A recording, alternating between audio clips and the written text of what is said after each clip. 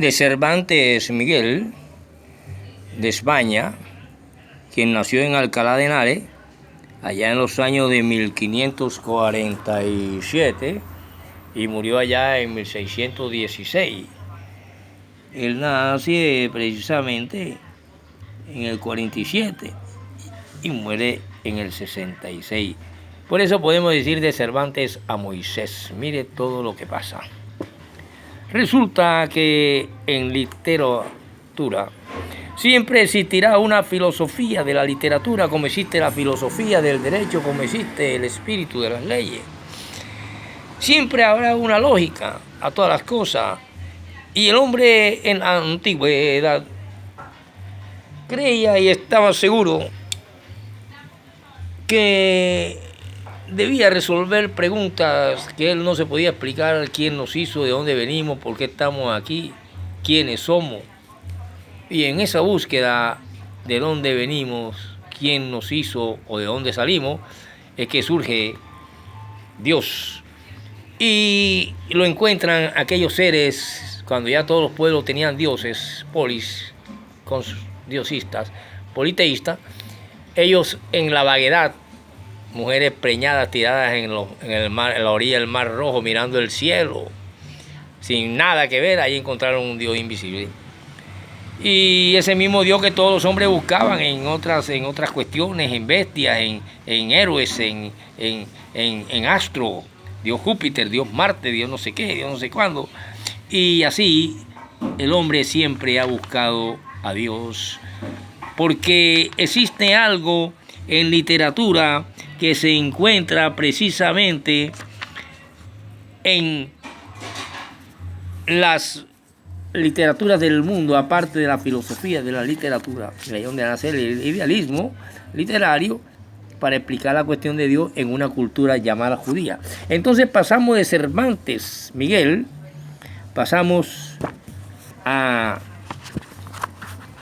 Moisés, para poder entender esto del Génesis, porque este Cervantes, que nace en el 47 y muere en el 16, nos hace que nosotros empecemos esta clase de literofilosofía acerca de la literatura judía y tener en cuenta que pronto vamos nosotros a entrar a la boliviana y pasamos al falso testamento de María. Resulta y pasa que en las lenguas de todo el mundo, de todas las letras, se encuentra algo que se llama organi.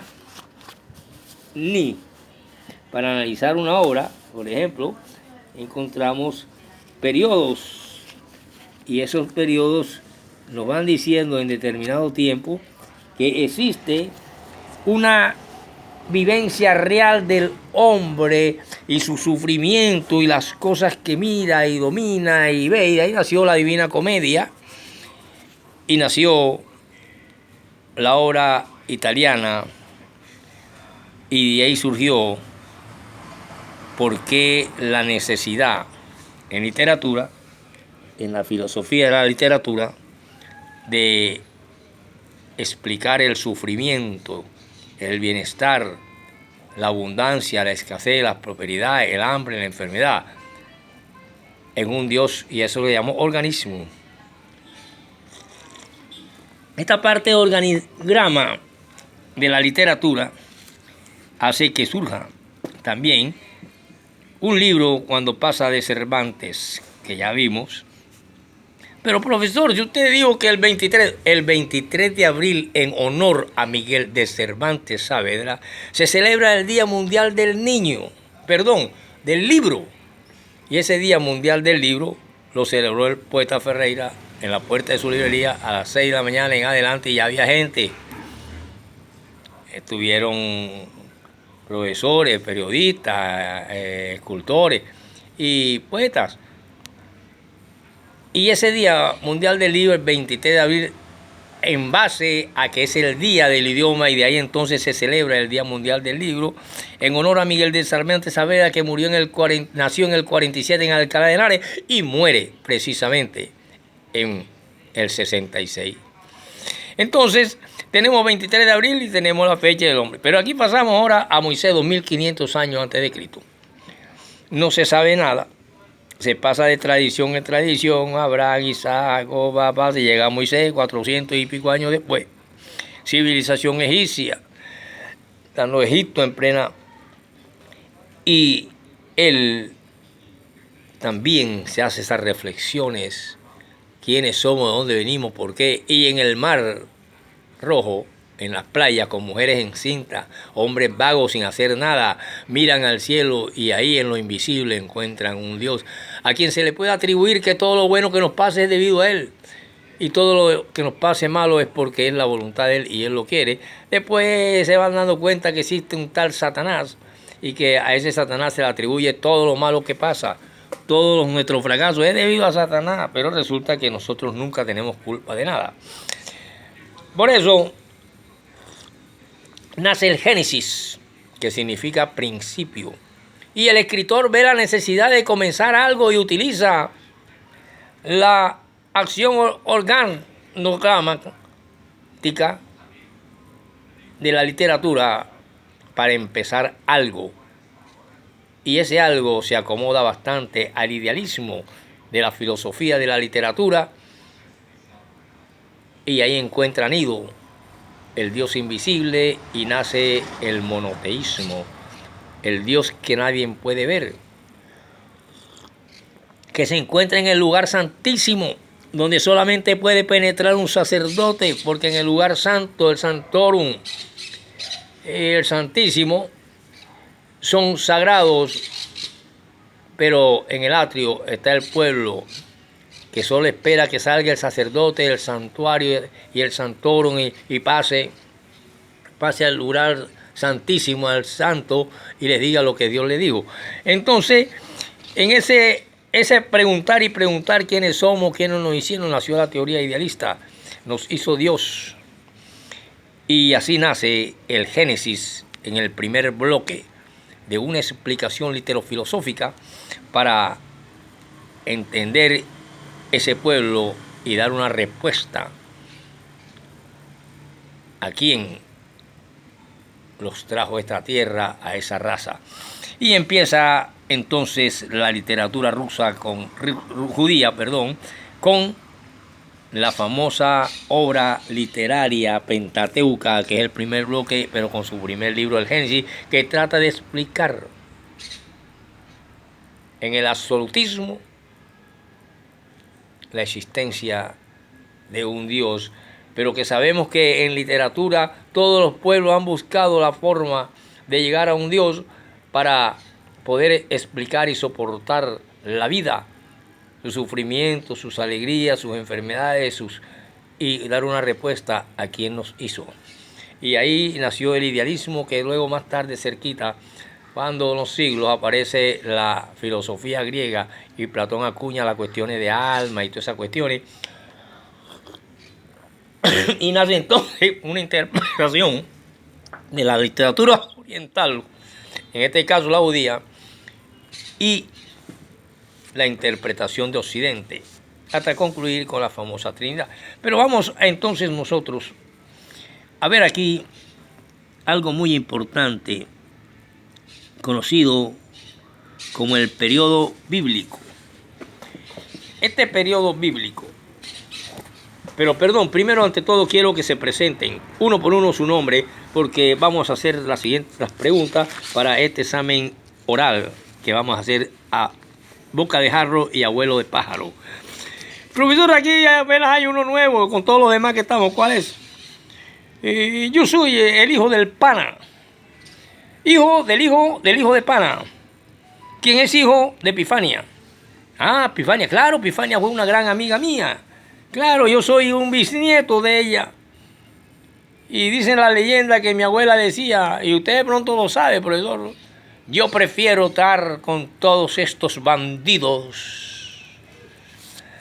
Con todos estos bandidos que están aquí, que me escuchan.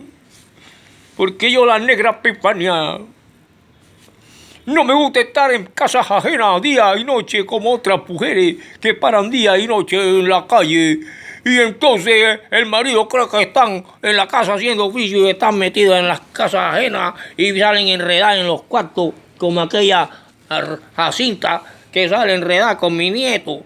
Y me la cojo pillada en el cuarto y el marido cree que está en la casa haciendo oficio y paran chismoseando día y noche en la casa ajena y entonces sale preñada hasta el día que se destapa la olla podrida. Pero la olla podrida del Congreso de la República, de la política colombiana, sí, algo así por el estilo, pero aquí la olla podrida es que resulta que se está acostando con Julanito y Sultanito y el marido cree que está en la casa, digamos que está en las casas ajenas y se mete en los mismos cuartos con los hijos de las viejas. No joda. Y yo esa vaina no la acepto, yo por eso prefiero a estos bandidos que con ellos consigo aunque sea un tinto. Un tinto lo consigo yo con José Luis, con el Manco Escalante, con Severiche, con Ferreira. Con el uno y con el otro consigo un tinto y no con ese poco de mujeres y hueputas que paran en la casa ajena y lo hacen oficio y paran chismoseando y jalándole la tripa al uno y el otro y resulta que ellas no valen 5 centavos porque están enredadas mamándose a los maridos ajenos. No joda. Bueno, sí, así decía tu abuela, es cierto con las mismas palabras que tú dices. La gran Pifania del Bajo Valle. El bajo y legendario Bajo Valle, debajo del monasterio de las monjas del Colegio San José del Valle. Cierto, yo conocía a la legendaria Epifania, muy amiga mía, y ella decía esas palabras: prefiero a los bandidos a este poco de mujeres, no joda, que paran en las casas ajenas, no joda. Y hueputa, regalándole la tripa a todo el mundo y los maridos creen que están en la casa haciendo oficio y después salen enredados con uno u otro hasta que se destapa la hueputa olla podrida que se han comido a medio barrio. Bueno, bien, muy bien, panita, siéntate, panita, me agrada que estés en mi clase. Y yo quiero decir algo, profesor, antes que comiencen los exámenes. Dígalo. Resulta que es cierto que usted había dicho que Cervantes y mencionó el día 23 de abril, pero ella especificó cuándo nació, en el 47 y murió en el 66, y que el 23, debido a que ese día, en honor al Día del Idioma, se celebra en España el Día Mundial del Libro, y que usted lo celebró por primera vez ante las universidades de la Mira de la Rosa y la misma Secretaría de Cultura de la Alcaldía de Barranquilla, en época de Alex Chari, que era el secretario joven Pedro y toda esa gente. Bueno, y así empezamos ese Día Mundial del Libro.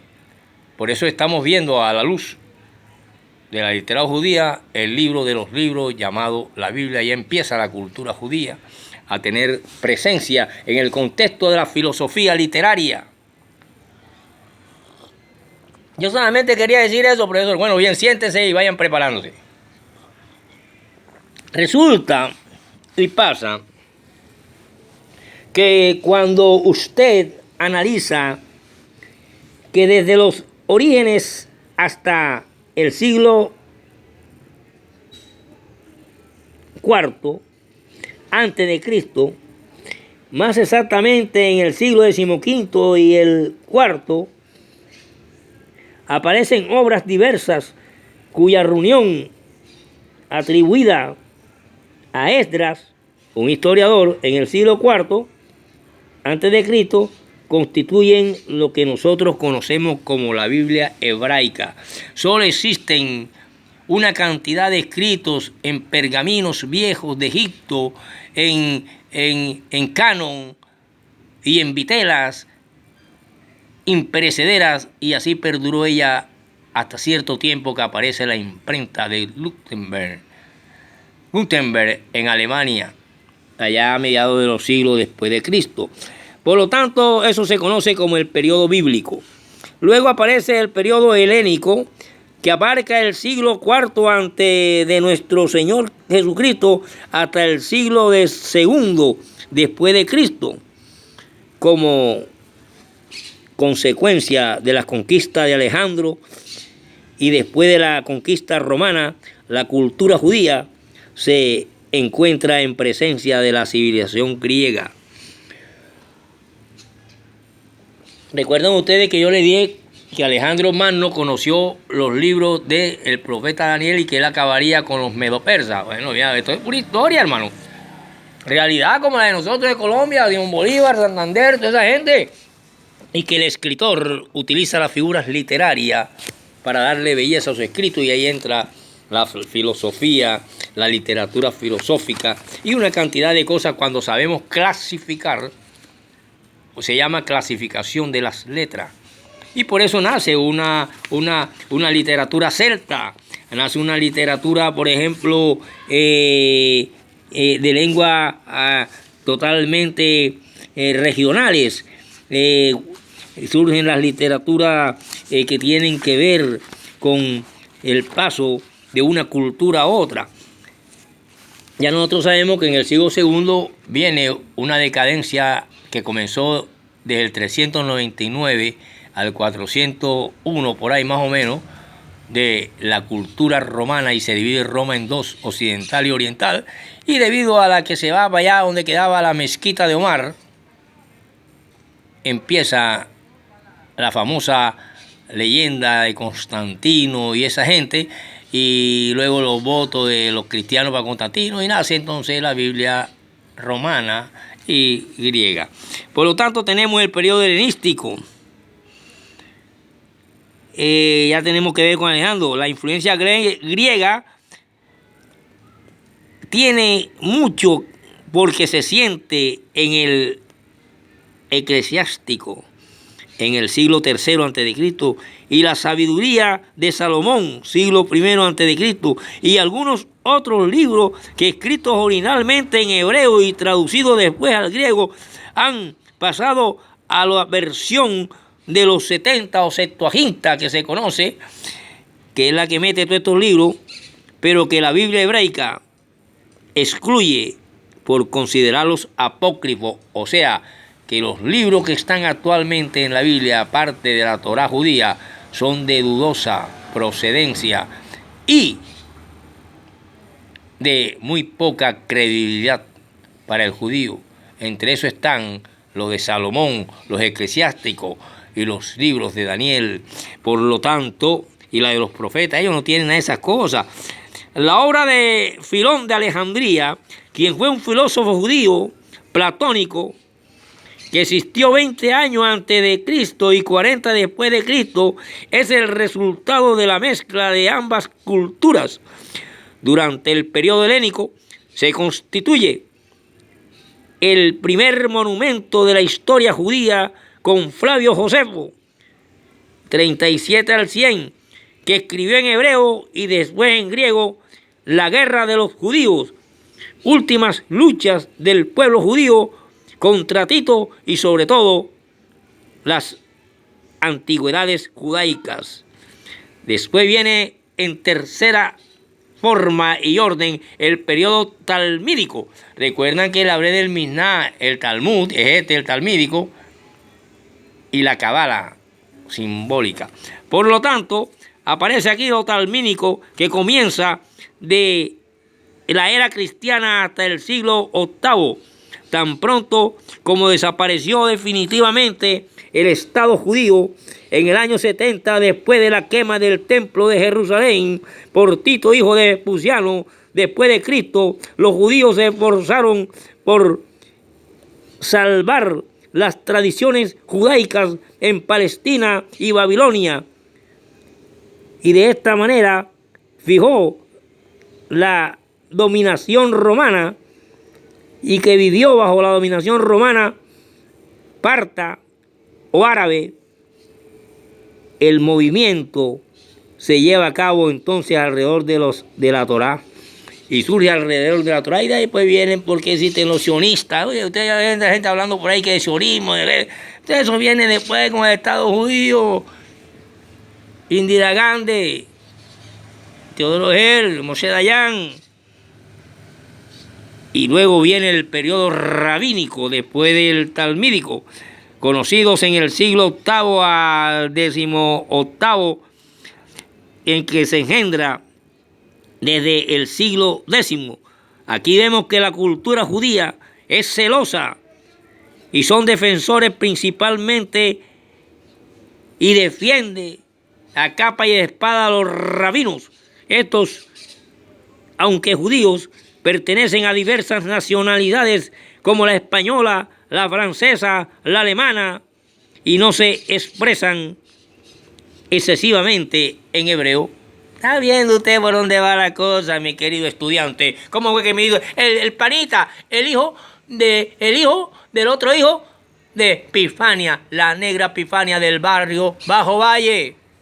Famosísima, la mamá del gringo, que bailaba ahí que bailaba y hacía fonomímica de Rafael y bailaba como un diablo, el gringo ahí en el Latin Sur, donde pasamos gran parte de nuestra juventud.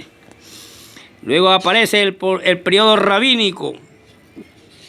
Este periodo rabínico es el de los rabinos, y solamente así podemos pasar en la tercera etapa a lo que se conoce como la literatura hebraica moderna, que más o menos deforme está llegando a ustedes en forma de Biblia, desde la Reina Varela hacia acá y las demás que han salido.